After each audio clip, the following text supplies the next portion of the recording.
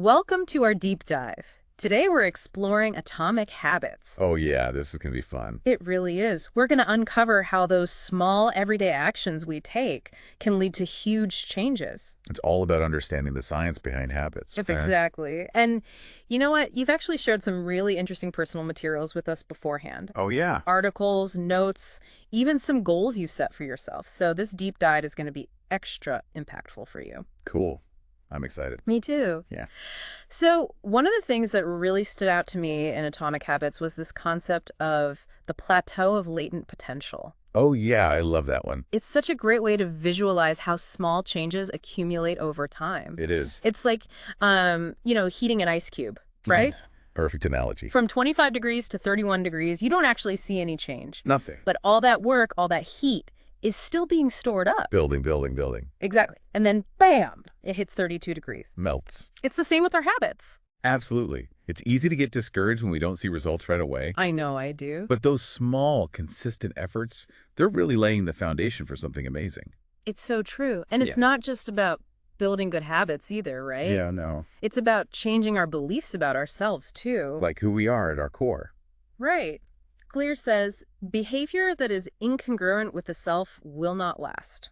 Ooh, that's a good one. It's like, if you want more money, but you have a consumer mindset, or you want better health, but you prioritize comfort over accomplishment. Yeah, those habits, they just won't stick. They don't. Because deep down, you don't really believe you're the kind of person who does those things. You haven't fully embraced that identity yet. Exactly. And that's where this idea of habits as votes comes in. I love that concept. Every action you take is a vote for the type of person you want to become. It's like you're constantly shaping your future self. You are. Like, let's say your goal is to write a novel, Okay, yeah. but you consistently choose to watch TV instead of write. Those are votes for the couch potato identity, not the author identity. Right, you got to be intentional about those votes. You do. And the cool thing is, you don't have to be perfect. Oh, thank goodness. Clear says you don't have to win every single vote, just the majority. Woo! That takes the pressure off. Doesn't it? Totally. So it's not about being perfect. It's about consistently making choices that align with the person you want to be. That makes sense. Now, the book goes into a lot of detail about how habits actually work, breaking them down into 4 stages. Oh, yeah. The cue, craving, response, and reward. That's it. Have you ever thought about those stages playing out in your own life? Oh, absolutely. I think it's actually really helpful to try and map out your habits in that way. I agree. It can be really eye-opening. It can. What's really fascinating to me is how our environment can actually trigger those habit loops. Without us even realizing it. Exactly. It's like our brains are these prediction machines, Oh, I love that part. always searching for patterns and cues to predict what's going to happen next. Makes you realize how vulnerable we are to those cues, you know? You are, especially when we're not paying attention. I'm curious, looking at the materials you shared, are there any cues that you think are triggering some of your current habits? You know, now that you mention it, yeah, I think there are definitely a few. Interesting. And before we dive into those, let's talk about one strategy Clear recommends for bringing those unconscious habits into our awareness: pointing and calling. Have you ever tried that? I have, and it's surprisingly effective. It is. It's like we're on autopilot, Yeah. right? Just going through the motions. Exactly. So how do we break free from that? How do we wake up and start changing those patterns? Well, Clear offers a bunch of practical strategies in the book. Okay. One that I found super helpful is this idea of implementation intentions. Implementation Yeah. intentions. Yeah. It sounds kind of complicated, but it's actually pretty simple. Is it? Basically, it's about creating a very specific plan for when and where you're going to do a new habit. I see. So instead of just saying, I'll exercise more, you'd say something like, during the next week, I will go for a run on Monday, Wednesday, and Friday at 7 a.m. in the park. So you remove all the ambiguity? Exactly. You're not giving yourself any wiggle room. I like that. And Claire actually gives you a specific sentence structure to use, which is really helpful. Looking back at the materials you shared, do you remember any plans or goals you wrote down that might actually be implementation intentions? Maybe. I'll have to think about that. It's interesting how these concepts can connect back to our own experiences, isn't it? It really is.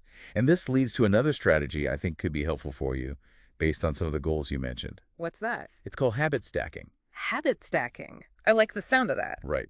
It's all about leveraging the power of your existing routines. Okay. You basically stack a new habit on top of an old one. I see. So let's say you want to start a gratitude practice, Okay. but you just, you can never seem to find the time. Yeah, that's me. You could stack it onto your morning coffee routine. Like, after I finish my coffee, I will write down 3 things I'm grateful for. So you're using those existing habits as a springboard for new ones. Exactly. And the beauty of it is your brain's already wired to look for those patterns and cues. Makes sense. So over time, that existing habit becomes a trigger for the new one. It's like a built-in reminder. Right. It's like, oh, I finished my coffee. Now it's time to be grateful. I love that. And it makes those new habits feel less daunting. It does. And the book goes into some fascinating research on how our brains are wired for habit formation. Like how? Well, one thing that really stood out to me was the role of dopamine. Oh, the feel-good chemical. Yeah. And it turns out that the anticipation of a reward is actually more motivating than the reward itself. Really? Yeah. Our brains release dopamine when we anticipate something pleasurable, and that creates a craving, a desire to take action. So it's not just about the destination, it's about the journey. That's a good way to put it. Like planning a vacation. Sometimes the planning is more fun than the actual trip. I totally get that. And this insight led Clear to this strategy called temptation bundling. Okay, what is that? It's basically a way to make those less desirable tasks more appealing by pairing them with something you actually enjoy. Give me an example. Okay, so let's say you love listening to podcasts, but you hate going to the gym. Yeah, I can relate. You could bundle those 2 activities together. Only allow yourself to listen to your favorite podcast while you're at the gym. So you're rewarding yourself for doing the thing you need to do. That's the idea. I love it. And I think, looking back at your goals, I think this could be really helpful for you, especially that one about reading more. Yeah, you might be right. You could bundle it with something you already enjoy. And, I remember you mentioned struggling with procrastination. Oh, yeah, that's a big one. Do you think temptation bundling could help with that? I haven't thought of it that way before. It might be worth a try. It really might. I like that. It all comes back to the power of our environment, right? Our surroundings are constantly shaping our behavior. They are. And Clear says visual cues are the most powerful trigger. They really are. Thinking about the goals you shared, are there any environmental factors that might be working against you? That's a good question. I'm not sure. Maybe. Or, on the flip side, are there any changes you could make to your environment to support your desired habits? Ooh, now you're getting me thinking. This is why I love these deep dives. Me too.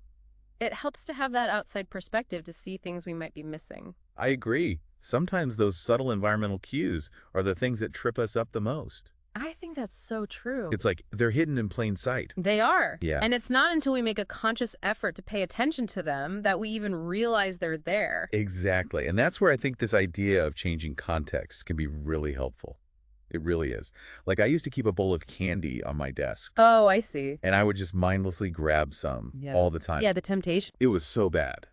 And it wasn't until I moved the bowl that I realized how much those visual cues were controlling me. It's like we're puppets sometimes. I know, right? And those cues can be so ingrained, They really can. And it's not until we make a conscious effort to notice them that we even realize they're there. That's why I think changing your context can be so helpful. I agree. Clear talks about how a new environment can help you break old habits and form new ones. And he tells that story about the Vietnam War veterans. Oh, yeah, the heroin addiction. It's crazy. They were able to overcome this incredibly powerful addiction. Just by changing their environment. It really makes you think about the power of context. It does. Maybe willpower isn't everything. Right. Maybe it's more about setting ourselves up for success. With the right environment, the right cues. Exactly. And then, once you've got that environment working for you, Clear also talks about reducing friction. Oh, yeah. Making good habits easier and bad habits harder. Exactly. Like, I remember you mentioned wanting to exercise more regularly. Yeah. Are there any ways you could make it easier to get to the gym? I haven't really thought about that. Maybe lay out your workout clothes the night before or something. That's a good idea. Or, I was thinking about what you said about cooking more at home. Yeah. For me, I think the biggest hurdle is just planning and prepping. I hear you. It's so much easier to just order takeout. It is. So maybe, meal prepping on Sundays could be a game changer. That would definitely reduce the friction. I think so. It's all about making those good choices, the easy choices. Makes sense. And then, of course, there's the 2-minute rule. Oh, I love that It's one. a classic. It takes all the pressure off. It does. Instead of trying to do everything perfectly, Hmm. you just focus on getting started. 2 minutes, that's all it takes. And then once you've got that momentum, it's easier to keep going. I think habit tracking can help with that too. Oh, definitely. I love my habit tracker. It keeps me accountable. Me too. It's so satisfying to see those streaks building up. And it helps you notice patterns, too. Like what's working and what's not. Exactly. And then finally, there's the power of accountability partners. Oh, yeah. Having someone to support you and keep you on track. I think that can make a huge difference. I agree. And actually, you mentioned having an accountability partner in your materials, right? I did. It's my friend Sarah. She's great. It's so helpful to have that support system. It really is. So, as we wrap up our deep dive here, I'm feeling really inspired by all these strategies. Me too. Atomic Habits really does provide a roadmap for change, doesn't it? It does. It's all about those small, consistent actions, those tiny changes that compound over time. Exactly. It's been so much fun exploring these ideas with you today. It really has. And to our listeners, thank you for joining us on this deep dive. We hope you learned some valuable insights that you can apply to your own life. And remember, even small changes can make a big difference over time. Absolutely. So keep experimenting, keep learning, and keep growing. Until next time.